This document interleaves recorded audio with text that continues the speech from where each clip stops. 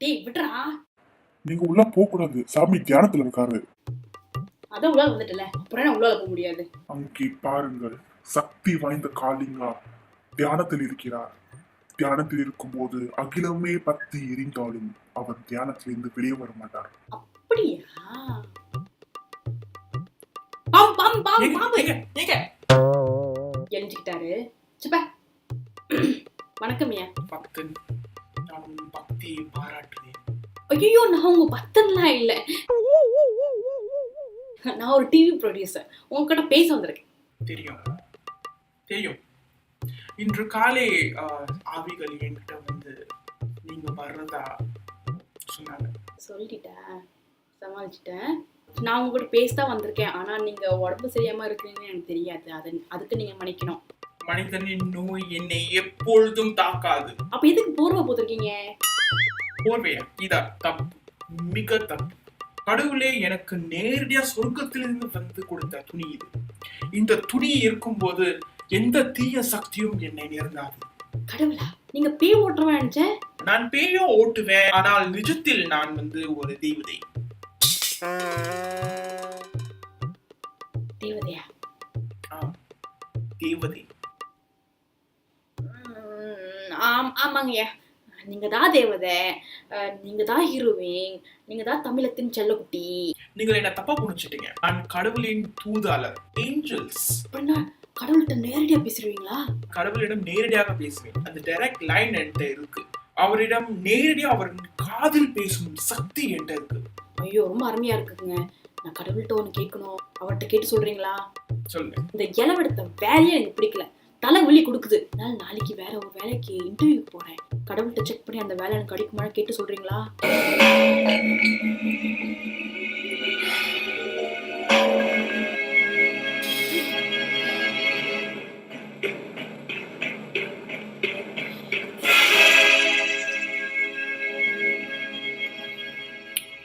பாத்தீங்களா ஐயா, என்ன சொன்னாரு? அவரிடம் பேசினேன். ஆனால் அவரு கடவுள் கொஞ்சம் பிஸியா இருக்கிறாரு. இப்ப சென்னையில ஒரு பூஜையில உட்கார்ந்து இருக்காரு. அதனால நான் சொன்னது அவர் காதுக்கு சரியா கேட்டுதான்னு தெரியல. ஆமா, நெட்வொர்க் ப்ராப்ளமா இருக்கும். வைஃபை ஃபிக்ஸ் பண்ணிட்டா எல்லாம் கரெக்டா வந்துடும். சரி, நீங்க இங்க வந்ததுக்கு காரணம் என்ன? நான் ஒரு டிவி ஷோ ப்ரொடியூசர். நாங்கள் ஒரு புது செக்மெண்ட் கொண்டு வரோம். ரொம்ப வித்தியாசமான ஆளுங்களை வந்து நம்ம இன்டர்வியூ பண்ண போகிறோம். மந்திரக்காரங்க, நாய் பிடிக்கிறவன், பேய் பிடிக்கிறவன். அதுக்காக தான் இங்கே வந்திருக்கேன். ஏரியாலே நீங்கள் தான் ரொம்ப சக்தி வாய்ந்த சாமியார்னு கேள்விப்பட்டிருக்கோம். அதனால தான் உங்ககிட்ட வந்திருக்கோம். நீங்க சரியான ஆளிடம் தான் வந்திருக்கீங்க. நான் ரொம்ப சக்தி வாய்ந்த சாமி. லட்சத்தில் ஒருவரிடம் தான் எனக்கு இருக்கிற சக்தி இருக்கும். என்னோட சக்தியை பார்த்து உலகமே எனக்கு நோபல் பிரைஸ் கொடுத்துருக்கு. உங்களுக்கா? ஆமா. நேஷனல் அவார்ட் தனுஷ் கிடைச்ச மாதிரி. அது நடிகர்களுக்கு மட்டும் தானே. அப்படின்னா உனக்கு தான் கொடுத்துருக்கணும். என்னது? இல்ல, அப்புறம் ஐயா, நீங்க இந்த ஆவி கூட எல்லாம் பேசுவீங்களா? ஆமா, அந்த சக்தியும் எனக்கு இருக்கிறது. அப்படியா? இதே அறையில் 50 ஆவிகள் சுத்திக்கிட்டு இருக்கிறது. அந்த 50ல் 10 ஆவிகள் உங்க பின்னாடி உட்கார்ந்திருக்கு. ஐயோ, கொஞ்சம் பயமா இருக்கு. கவலைப்படாதீங்க. என்னோட அனுமதி இல்லாம ஒரு ஆவியோ உங்கள் தொட முடியாது. அனைத்து ஆவிகளையும் நான் என்னோட கட்டளையில வச்சிருக்கேன். நீங்க எல்லா பேயும் பார்த்துருக்கீங்களா? நான் பார்க்காத ஆவியா? நான் பார்க்காத பேயா? ஒரு நாளில் நான் லட்சக்கணக்கான ஆவிகளுடன் பேசிக்கிட்டு இருக்கிறேன். ஆமாங்கய்யா, எனக்கு ரொம்ப நாளா ஒரு கேள்வி இருக்கு. கேளுங்க. இந்த சந்திரமுகி பேயை பார்த்துருக்கீங்களா? ஏன் சிரிக்கிறேன்? யோசிக்கணும்ல.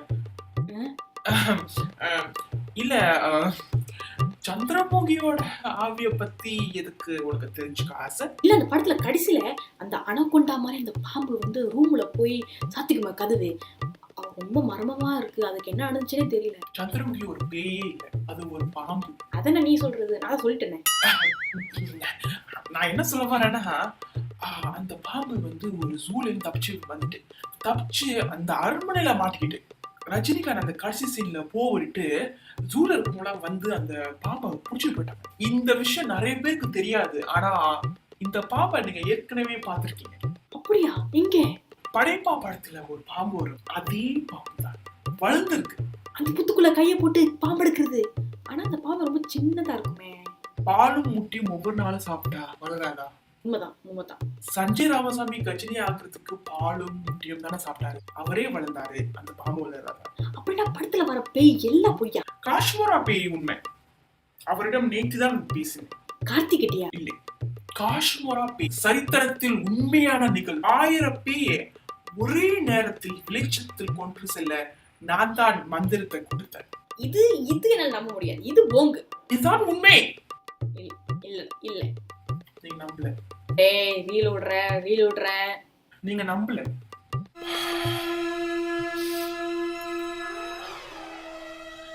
டேய் சாமி என்னடா பண்ற?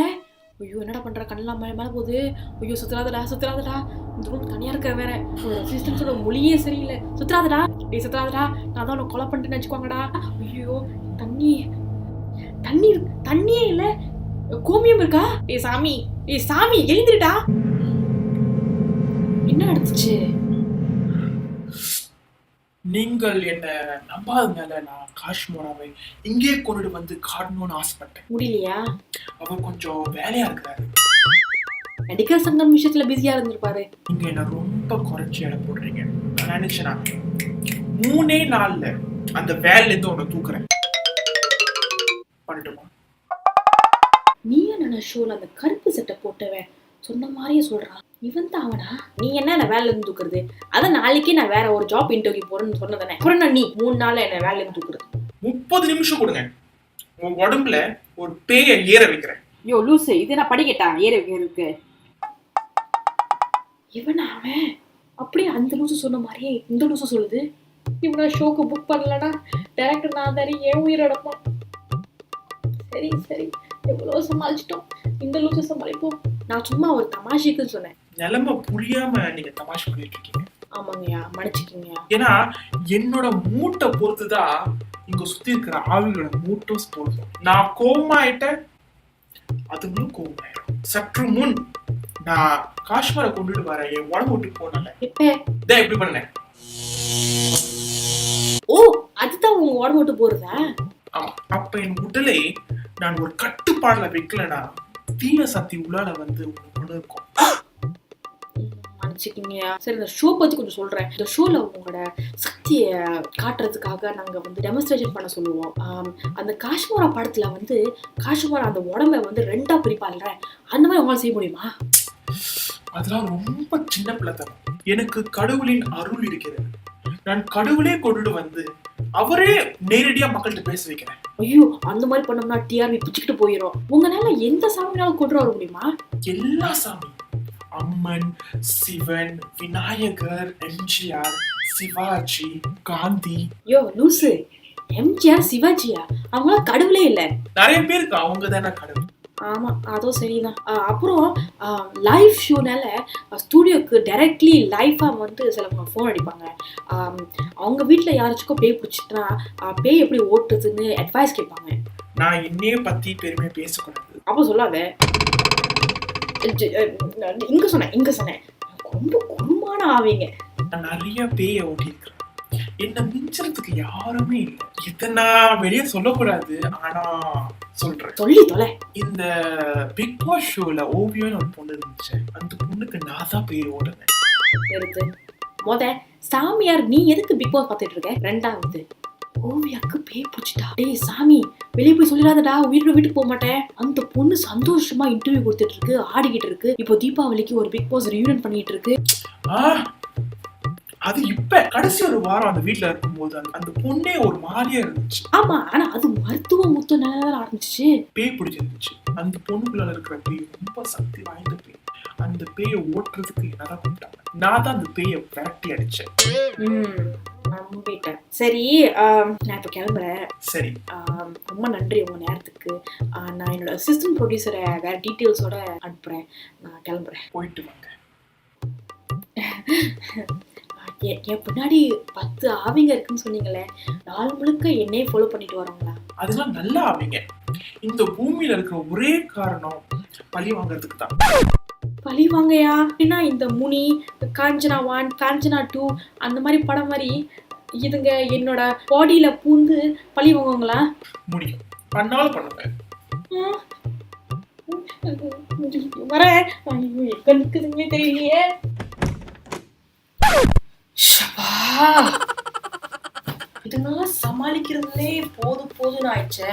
ஏய், அந்த மரிசல் படத்துக்கு எப்போ வருதுன்னு பாரு. டிக்கெட் வைங்க. ஒன்னா போய் படம் பார்த்து வந்துடலாம். No, she like the drama. Yeah, she a sexy mama. And when she dance, everybody go. You know she like the drama. Yeah, she a sexy mama. And when she dance.